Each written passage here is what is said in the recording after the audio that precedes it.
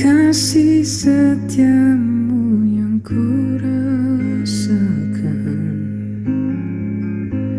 lebih tinggi dari langit biru. Kebaikanmu yang telah kau nyatakan lebih dalam dari lautan.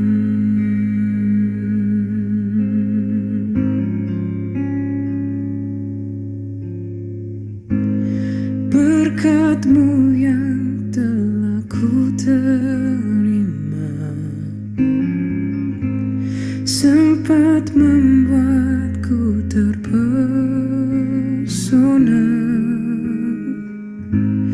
Apa yang tak pernah ku pikirkan, itu yang Kau sediakan bagiku. Siapakah aku ini, Tuhan? Jadi biji mata-Mu. Dengan apakah ku balas, Tuhan, selain puji dan sembahkan.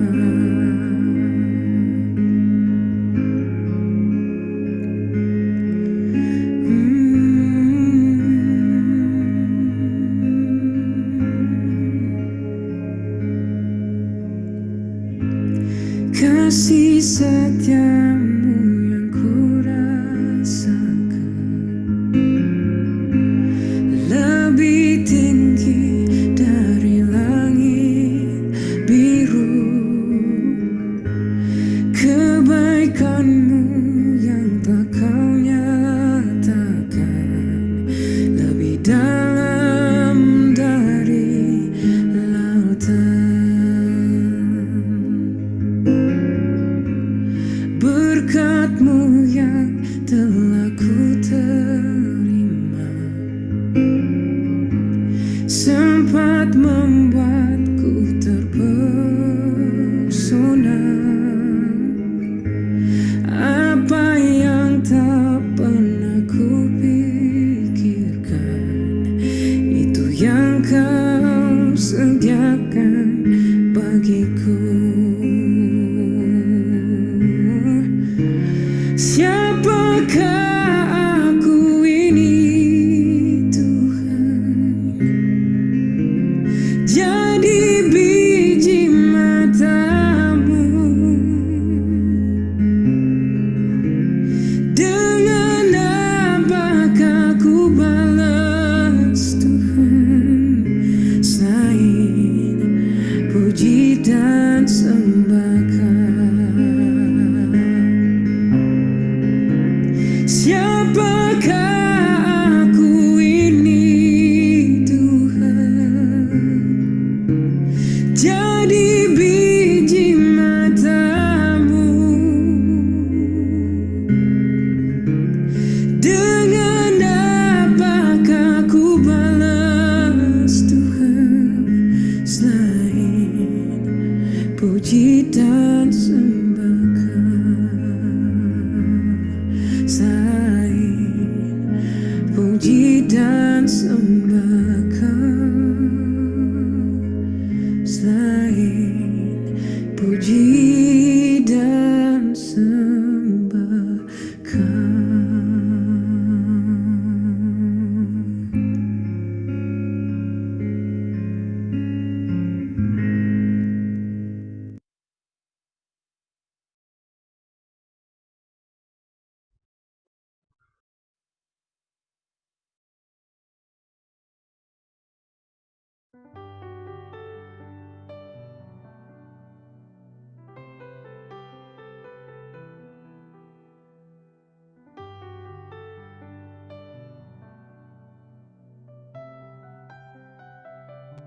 Kasih setiamu yang kurasakan Tuhan lebih tinggi dari langit biru.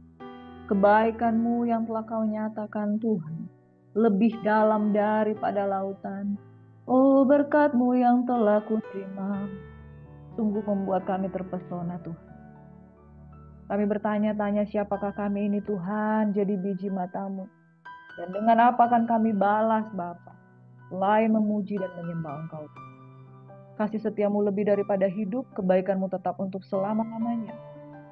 Orang-orang yang bersandar pada kasih setia Tuhan akan mengalami kekuatan yang baru. Bapak terima kasih Tuhan.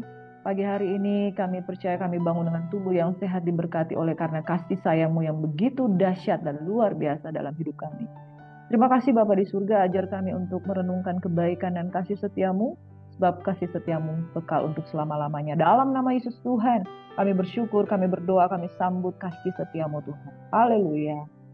Amin. Tuhan memberkati kita semuanya, saudaraku yang diberkati. Percayalah bahwa kasih setia Tuhan lebih daripada hidup. Bapak Ibu sahabat GASIS yang diberkati oleh Tuhan Yesus Kristus. Sudahkah engkau mengucap syukur pada saat engkau bangun di pagi-pagi hari? Saudara tanggalkan segala beban dan dosa yang begitu merintangi. Mungkin kemarin ada orang yang menyakiti hatimu.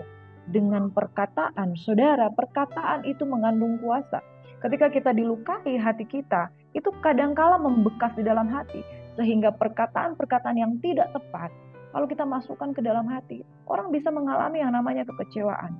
Kemudian kita menjadi tidak bersyukur dengan keadaan kita. Mulai menyalahkan keadaan, mulai menyalahkan diri kita, dan seolah-olah kita adalah orang yang paling malang di dalam dunia ini. Dan saudara, kalau kita gagal memahami kasih Tuhan yang begitu besar di dalam kehidupan kita, yang kita lihat hanyalah kekurangan orang lain, yang kita lihat hanyalah masalah, yang kita lihat hanya beratnya beban pergumulan. Tetapi kalau kita melihat bahwa kasih setia Tuhan lebih daripada hidup, maka kita juga bisa setia dengan Tuhan. Orang yang merasa bahwa kasih setia Tuhan itu besar dalam hidupnya, dia juga akan membalas kasih Tuhan yang begitu besar. Tetapi orang yang merasa dikhianati oleh persoalan, pergumulan, merasa dilukai, dia juga sulit untuk bisa setia dengan orang lain. Karena dia merasa, semua orang sama aja kok. Semua orang itu pasti menyakiti. Enggak, saudara. Kenapa orang bisa tidak setia? Karena dia merasa tidak mendapatkan apa yang dia inginkan. Sehingga dia juga berlaku tidak setia kepada orang lain. Sedangkan Allah yang kita sembah adalah Allah yang setia. Kasih setia Tuhan lebih daripada hidup. Saudara yang diberkati, pagi hari ini kita ingin merenungkan tentang kasih setia Tuhan. His unfailing love. Kasihnya yang gak pernah gagal, kasihnya yang gak pernah bisa berpaling dari kita, kasihnya yang dia gak pernah bisa melupakan kita. Dia gak pernah bisa melepaskan kita. Sekalipun manusia sudah berulang-ulang kali tidak setia dengan dia. Saudara, buku atau kitab yang menggambarkan kasih setia Tuhan, sekalipun kita udah ulang-ulang berlaku tidak setia dengan Tuhan, dia tetap menyayangi kita kembali. Sekalipun dia pengen melepaskan kita karena ketidaksetiaan dan dosa-dosa kita, tapi dia gak bisa kalau tidak mencintai kita lagi. Itulah Allah Yahweh yang mencintai Israel, sekalipun Israel berulang-ulang kali melukai hatinya. Karena Israel tidak memahami kasih setia Tuhan yang begitu besar. Saudara, pada saat hari ini kita akan merenungkan firman Tuhan tentang kitab Hosea. Seorang nabi yang dipilih Tuhan untuk menikahi seorang yang tidak setia. Amazing Love, the story of Hosea berbicara tentang kasih Tuhan yang tidak pernah berakhir. Saudaraku yang diberkati oleh Tuhan Yesus Kristus, kalau kita mencintai orang yang setia dan orang yang setia itu mencintai kita balik, itu enak luar biasa. Tapi kalau kita orang yang setia terus kita mencintai seseorang yang tidak setia, itu enggak enak. Saudara yang diberkati Tuhan adalah Allah yang setia dan dia mencintai Israel yang tidak setia dengan dia. Dan apa yang terjadi saudara? Ketidaksetiaan Israel adalah kebesaran kasih karunia Tuhan. Di dalam Hosea, firman Tuhan berkata,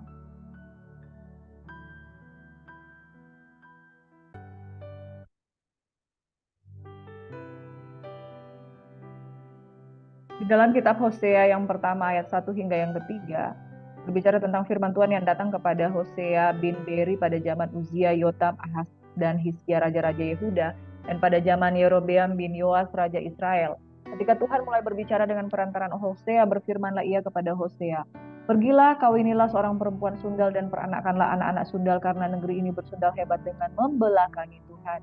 Maka pergilah ia dan mengawini Gomer binti Diblaim, lalu mengandunglah perempuan itu dan melahirkan baginya seorang laki-laki.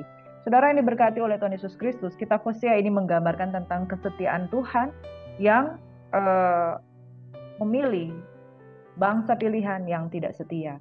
Perumpamaan ini digambarkan dengan pernikahan dari Hosea. Disuruhnya dinikahi seorang bernama Gomer. Dikatakan dia seorang perempuan yang sundal dan beranakan anak-anak sundal. Ini merupakan simbol ketidaksetiaan bangsa Israel. Dari pernyataan lewat hidup dari Hosea ini menjadi gambaran tentang firman Tuhan. Ada 3 anak yang dilahirkan oleh Gomer, yaitu yang pertama Yizriel. Yizriel itu berbicara tentang hutang darah Yizriel dan mana Tuhan akan mengakhiri pemerintahan kaum Israel karena dosa-dosa keluarga Yehu karena hutang darah Yizriel, yaitu Yehu membunuh Yizriel. Saudara yang diberkati oleh Tuhan Yesus Kristus. Kemudian ada seorang yang bernama Lo-Ruhama kepada anak itu, sebab aku tidak menyayangi lagi kaum Israel dan sama sekali aku tidak akan mengampuni mereka. Lalu ada Lo-Ruhama yang bernama Lo-Ami, yaitu dia bukanlah umatku dan aku ini bukanlah Allah. Jadi ketiga anak ini merupakan nubuatan tentang kemarahan Tuhan. Namun satu hal saudara, ini berbicara tentang bagaimana unfailing love, bahwa sesungguhnya Israel ini sudah sangat meninggalkan Tuhan.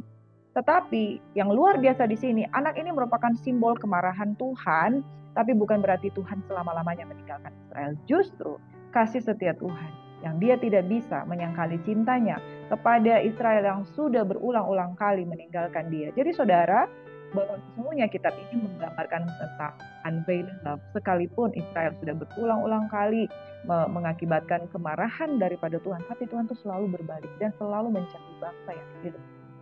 Saudara yang diberkati oleh Tuhan Yesus Kristus, di dalam Hosea 2 ayat 16 hingga 22, bahwa Tuhan cemburu dengan berhala-berhala, yaitu Baal yang disebutkan oleh nama Baal. Baal itu nama berhala yang disebutkan oleh bangsa Israel. Dan Tuhan ingatkan, aku akan menjauhkan nama Baal daripadamu. Saudara yang diberkati oleh Tuhan Yesus Kristus, betapa inginnya Tuhan menyisihkan berhala-berhala dalam hati kita. Ini yang patut kita ketahui bersama. Tuhan gak ingin ada pribadi yang lain di dalam kehidupan kita. Allah yang lain, ilah yang lain yang membuat kita mencintai dunia ini melebihi daripada Tuhan. Jadi kalau kita katakan bahwa His unveiling love adalah dia ingin menyingkirkan berhala-berhala dalam hati kita. Dan kemudian engkau harus tahu bahwa Tuhan tuh gak suka. Ya, Tuhan gak suka. Aku ingin menyebut engkau sebagai umatku, tetapi engkau menyebutkan ilah yang lain sebagai apa yang engkau sembah, dan Tuhan tidak menginginkan itu. Makanya Tuhan berkata, aku akan mengikatkan perjanjian bagimu pada waktu itu. Nah, saudara, di ayat 18 dikatakan, aku akan menjadikan engkau Israel, istriku untuk selama-lamanya. Dan aku akan menjadikan engkau istriku dalam kebenaran dan keadilan dan kebenaran dalam kasih setia dan kasih sayang. Aku akan menjadikan engkau istriku dalam kesetiaan. Maka pada waktu itu demikianlah firman Tuhan, aku akan mendengarkan langit dan langit akan mendengarkan bumi. Ini berbicara ketika Tuhan memulihkan keadaan dari Israel, maka dia adalah Tuhan yang menjawab doa. Amin. Pada waktu itu Tuhan akan mendengarkan, bumi akan mendengarkan gandum, anggur, dan minyak yang mereka ini akan mendengarkan Yizriel. Anak-anak yang disebutkan tadi Yizriel, Ruhama, dan Lo-Ami, Tuhan akan berkata, umatku engkau, dan ia akan berkata, Allahku. Saudara, sesaat lamanya ketika ada dosa di dalam kehidupan kita, Tuhan berbalik belakang karena dia nggak bisa mencium bau dosa. Oleh sebab itu ada Yesus Kristus yang menjadi perantara di dalam kehidupan kita. Saudara, berulang kali harus Tuhan nyatakan bahwa Tuhan itu sangat mengasihi kita. Satu hal yang menjadi kerinduan dia sejak awal penciptaan, Tuhan ingin kita menjadi umatnya. Yahweh sebagai Tuhan, Israel sebagai umatnya. Saudara, jangan lepaskan ini dari prinsip kita hidup. Kita ada di negeri Indonesia. Engkau mungkin ada di negeri Belanda. Engkau mungkin ada di negeri Australia. Engkau mungkin ada di belahan dunia manapun. Tapi satu hal, ketika kita hidup di dunia ini, kadang kita melupakan bahwa Yahweh, Tuhan yang sesungguhnya adalah Tuhan dan Raja kita. Tetapi kalau kita sibuk dengan perkara-perkara dunia ini, saudara, maka kita bukanlah umatnya Tuhan. Tuhan menginginkan umat itu kembali. Dia akan menyayangi kembali Yizriel. Dia akan menyayangi kembali Lo-Ruhami. Dia akan Lo-Ruhama. Dia akan menyayangi kembali Lo-Ami. Dan dia akan berkata, umatku engkau, dan dia akan berkata, Allahku. Saudara, sudahkah engkau mendapatkan pemulihan kondisi posisi ini di dalam Tuhan? Tuhan mencari engkau untuk menjadi umat-umat kesayangan dia. Di dalam Hosea 3 ayat 4 dan 5, sebab lama orang Israel akan diam dengan tidak ada raja, tiada pemimpin, tiada kurban, tiada tugu berhala, dan tiada efod dan terafim. Sesudah itu orang Israel akan berbalik dan akan mencari Tuhan Allah mereka dan Daud raja mereka. Mereka akan datang dengan gemetar pada Tuhan dan kepada kebaikannya pada hari-hari yang terakhir. Saudara, pertanyaannya apa sih sebenarnya kerinduan Tuhan bagi umatnya? Saudara, Tuhan menginginkan tidak ada raja yang lain dalam hidup. Amin. Tidak ada pemimpin yang lain di dalam kehidupan kita selain daripada Tuhan. Seketika lamanya Tuhan menginginkan, sudah tidak ada lagi raja, tidak ada lagi pemimpin, tidak ada lagi korban, tidak ada lagi tubuh berhala, tidak ada efod dan terafim. Berbaliklah kepada Tuhan, mencari Tuhan dengan sungguh-sungguh, dan Daud menjadi raja mereka. Mereka akan datang dengan gemetar kepada Tuhan dan kepada kebaikannya pada hari-hari yang terakhir. Saudara, apakah yang menjadi kerinduan Tuhan bagi kita? Saudara, ketika bangsa Israel memilih Saul menjadi rajanya, dia cemburu loh saudara. Tidak ada raja yang lain yang diinginkan selain Tuhan di dalam hidup. Sudahkah engkau mengembalikan posisi Tuhan sebagai raja di dalam kehidupan kita? Saudara, Tuhan tidak menghendaki umatnya binasa hanya karena tidak mengenal Allah. Hosea 4 ayat 6. Umatku binasa karena tidak mengenal Allah. Keinginan Tuhan adalah sampai Yahweh, Tuhan pencipta kita, harus menjadi raja segala raja. Makanya firman Tuhan katakan di dalam Hosea 4 ayat 5, sesudah itu orang Israel akan berbalik dan mencari Tuhan. Mereka akan datang dan gemetar kepada Tuhan. Kerinduan Tuhan kepada umatnya adalah kita menjadikan dia sebagai raja. Amin. Dalam Hosea 4 ayat 1 dan 4 firman Tuhan berkata, dengarlah firman Tuhan, hai orang Israel, sebab Tuhan mempunyai perkara dari penduduk negeri ini. Tidak ada kesetiaan, tidak ada kasih, tidak ada pengenalan akan Allah. Apa sih yang Tuhan cari dari umatnya? Tuhan mencari kasih setia. Tuhan mencari pengenalan akan Allah. Karena itu saudara, mari kita berusaha mengenal Tuhan dengan sungguh-sungguh. Tuhan mencari imamat yang rajani. Terhadap engkaulah pengaduanku, hai imam. Orang-orang yang berdiri atas nama Tuhan tapi tidak sungguh-sungguh dengan Tuhan. Karena tidak ada kesetiaan, tidak ada kasih, dan tidak ada pengenalan akan Allah. Saudara, jangan sekedar kita cuma mencari berkat, tapi tidak ada kesetiaan, tidak ada kasih, dan tidak ada pengenalan akan Allah. Hosea 4 ayat 6 berkata, umatku binasa karena tidak mengenal Allah, dan engkaulah yang menolak pengenalan akan Allah itu, maka aku menolak engkau menjadi imamku, dan karena engkau melupakan pengajaran Allahmu, maka aku juga akan melupakan anak-anak. Saudara, kasih setia Tuhan lebih daripada hidup. Tapi satu hal, jangan pernah mempermainkan kasih setia Tuhan. Tidak ada kasih, tidak ada kesetiaan, tidak ada pengenalan akan Allah. Nonsense semuanya itu. Jangan katakan kita adalah pengikut Kristus jikalau hidup kita tidak punya kasih, tidak punya kesetiaan, dan tidak punya pengenalan akan Allah. Tuhan mencari imamat yang rajani. Imamat yang rajani adalah imam-imam yang dipilih dari kepunyaan Allah sendiri, yang dipanggil keluar dari gelap kepada terang Tuhan yang ajaib. Umatku binasa loh, karena tidak mengenal Allah. Jadi saudara, sekalipun kita, Tuhan sudah katakan engkau adalah umatku, tetapi umat yang benar harus mengenal Tuhan. Orang yang mengenal Tuhan akan diterima oleh Tuhan. Orang yang menolak pengenalan akan Allah akan ditolak menjadi kerajaan imam. Kita dipanggil untuk menjadi kerajaan imamat yang rajani. Tetapi kalau kita menjadi umat, menjadi imam dan tidak mengenal Allah, Tuhan akan menolak kita. Amin. Saudara, firman Tuhan di dalam Hosea 6 ayat 1 hingga 3 mengajak kita. Ayo, mari kita akan berbalik kepada Tuhan. Dialah yang telah menerkam, dia yang akan menyembuhkan kita, yang telah memukul, dan yang akan membalut kita. Oh, jadi Tuhan itu adalah Allah yang menerkam. Jadi dia yang membuat kita ada di dalam masalah ini. Jadi dia yang memukul kita dan kemudian pura-pura membalut kita. No, saudara yang diberkati Tuhan. Anak bungsu yang hilang, ketika dia menerima semua warisan dari tangan ayahnya, dia kan yang sendiri yang keluar dari rumah bapaknya. Dia keluar dan berfoya-foya dan makan segala sesuatu, menghabiskan hartanya. Kemudian dia mengalami kesusahan. Saudara, siapa yang mengizinkan engkau ada jatuh dalam pencobaan kalau bukan karena keinginan daging kita sendiri? Dialah yang telah menerkam, bukan berarti Tuhan menginginkan yang jahat di dalam hidup. Dia yang telah memukul, bukan berarti Tuhan pukul karena Tuhan marah, tapi Tuhan pukul karena anak yang hilang harus kembali. Itu sebabnya panggilan Tuhan bagi kita sampai pada hari ini sudah tahun 2024 saudara. Jikalau engkau bertahun-tahun sebelumnya masa lalumu itu selalu menyakiti hati Tuhan, panggilan Tuhan, mari kita berbalik pada Tuhan. Dia yang telah menerkam, artinya ada masalah yang Tuhan izinkan terjadi dalam kehidupan kita. Yang sembuhkan Tuhan. Dia yang telah memukul karena anak yang nakal, karena cari masalah sendiri, dia pukul karena dia sayang, dia memukul, dia akan membalut kita. Bapa di mana yang tidak akan menjemput anak-anaknya yang terhilang? Dia akan menyambut kita. Ia akan menghidupkan kita sesudah 2 hari, pada hari yang ketiga ia akan membangkitkan kita, dan kita akan hidup di hadapannya. Ayat ini menubuatkan tentang Mesias. Pertobatan yang sejati adalah mengizinkan Tuhan yang sudah bangkit pada hari ketiga. Ketika kita mengenal Mesias, maka kita akan mengalami Tuhan. Ayat yang ketiga luar biasa saudara. Marilah kita mengenal dan berusaha sungguh-sungguh mengenal Tuhan. Ia pasti muncul seperti fajar. Ia akan datang kepada kita seperti hujan pada akhir musim yang mengairi bumi. Saudara, pertobatan yang sejati adalah pertobatan yang membuat kita kembali mengenal Tuhan yang menciptakan kita yang tidak kita kenal. Kita yang diciptakan Tuhan tapi kita tidak mengenal pencipta kita. Saudara, kita yang dilahirkan di muka bumi ini dan menyebut Allah Yahweh dengan mulut yang tidak mengenal Tuhan. Hari ini marilah kita mengenal. Bukan cuma mengenal, tetapi berusaha dan sungguh-sungguh mengenal. Bukan sekadar mengenal, tapi berusaha. Fighting saudara. Berusaha dan sungguh-sungguh mengenal Tuhan. Saudara yang berkati, Hosea 8 ayat 4. Mereka telah mengangkat raja tapi tanpa persetujuanku. Mereka mengangkat pemuka tetapi dengan tidak setahuku. Dari emas dan perak yang mereka membuat berhala-berhala bagi dirinya sendiri sehingga mereka dilenyapkan.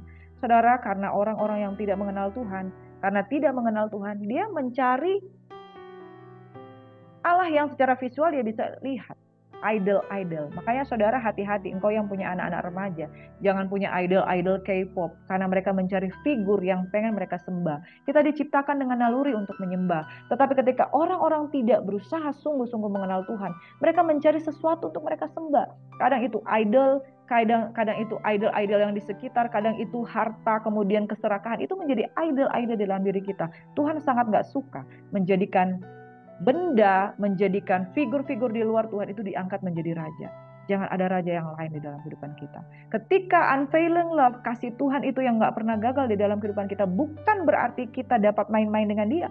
Bukan berarti ketika unfailing love Tuhan dapat mencintai Gomer kembali, Tuhan dapat mencintai kembali Israel yang selalu mengkhianati dia, Tuhan dapat mencintai kembali engkau Priscilla yang selalu, kok kamu jatuh bangun karena engkau tahu Tuhan sayang dengan kamu jatuh bangun. No saudara, ketika engkau tidak menjadikan dia sebagai Tuhan dan Raja dan tidak mau berusaha sungguh-sungguh mengenal dia, engkau akan kehilangan Tuhan dalam hidupmu.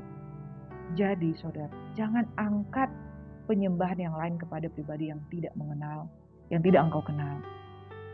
Jadikan Tuhan sebagai Yesus dan Raja, jadikan dia sebagai Raja satu-satunya dalam hidupanmu. Saudara, ayat yang terakhir dalam Hosea 14 ayat 10. Siapa yang bijaksana, biarlah ia memahami semuanya ini.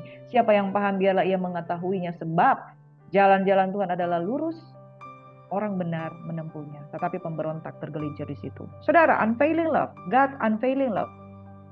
Ketika kita mengenal unfailing love, orang yang bijak, dia akan menyadari, dia akan bertobat, dia akan berusaha sungguh-sungguh mengenal Tuhan. Tapi orang yang tidak lurus hatinya, dia tergelincir dan berusaha jatuh bangun terus, tergelincir karena dengan sengaja jatuh bangun dan bangun. Ketika orang itu nalurinya tidak setia, dia jatuh bangun, dan kemudian sesungguhnya dia tidak mencintai kembali Tuhan. Saudaraku yang diberkati oleh Tuhan Yesus Kristus, orang yang bijaksana akan memahami semuanya ini. Dia akan menempuh jalan yang lurus. Kalau dia sudah mengalami kejatuhan, dia akan bangkit dan dia nggak akan jatuh ke dalam lubang yang sama. Keledai yang bodoh saja tidak mau jatuh ke dalam lubang yang sama.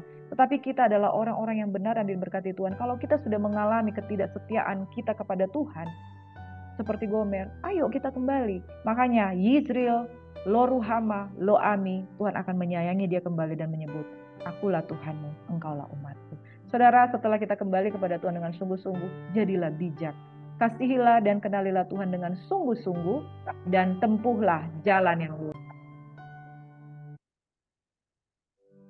Kasihilah Tuhan dengan sungguh-sungguh, dengan segenap hatimu, dengan segenap jiwa, dan dengan segenap kekuatanmu. Mari kita berdoa bahwa Tuhan menyukai kasih setia dan bukan korban sembelihan, dan menyukai pengenalan akan Allah lebih daripada korban-korban bakaran. Tuhan menyukai kasih setia sekali lagi dan bukan korban sembelihan, dan menyukai pengenalan akan Allah lebih daripada korban bakaran. Mari kita satu dalam doa.